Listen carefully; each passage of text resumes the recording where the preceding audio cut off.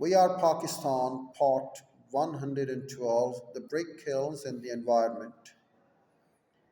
Burning organic materials, tires, and raw coal for baking bricks discharges volumes of carbon monoxide, sulfur dioxide, nitrogen peroxide, soot, and other chemicals, contributing directly to the degradation of air quality.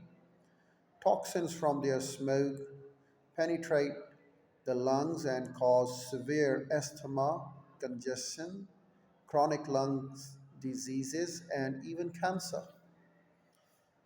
Brick kilns not only cause atmospheric pollution but damage the landscape as well. Clay pits may fill with water and cause waterlogging and salinity during the rainy season, when water seeps into the ground, making land unsuitable for agriculture and the other human activities.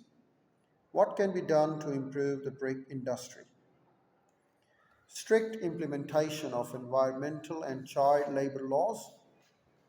Environmental Protection Agency, POC-EPA, plans to ask brick kiln owners to switch to natural gas from a conventional heating system, aiming to control the increase of air pollution in the city. Until the kilns are switched to natural gas, their chimneys should be fixed at a great height to keep the pollution clear of the ground level. People should use masks as protection from the chemicals.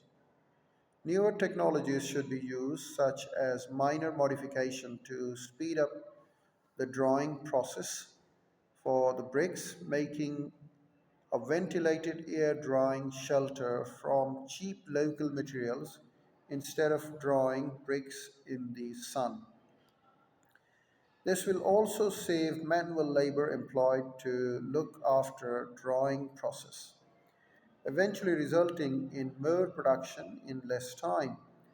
Coal can be pre-treated for complete combustion burning, and smoke should be filtered before it leaves the chimneys. However, the technology can only help if people are concerned about the problems and demand strict adoption and implementation of laws. Other small scale industries. The other small scale industries include making electric fans, cutlery, and general engineering. Problems of cottage and small scale industries. Cottage industries and small scale industries' contribution to GDP is only 5%. Certain problems associated with these industries are mentioned. Profits are limited and are mostly spent on the daily expense of the owners. They do not have extra capital for expansion of their industrial units. Economic scale are not possible, so production's cost is higher. Goods produced in small scale industries cannot compete in the open market with similar goods manufactured on large scale. There is a lack of standardization and quality control. In some cases, goods don't meet the standards of foreign markets. A lack of coordination between different industries also create differences in prices. Production methods and machinery are outdated because the investors in small scale industry are poor and often illiterate. The wholesaler who takes most of the profits exploits the owners of the small scale industry. In some cases, goods are sold to the wholesalers at cost price, which discourages the owners so they reduce the quality and quantity produced. In rural areas where there is no electricity, small scale industries are difficult to set up.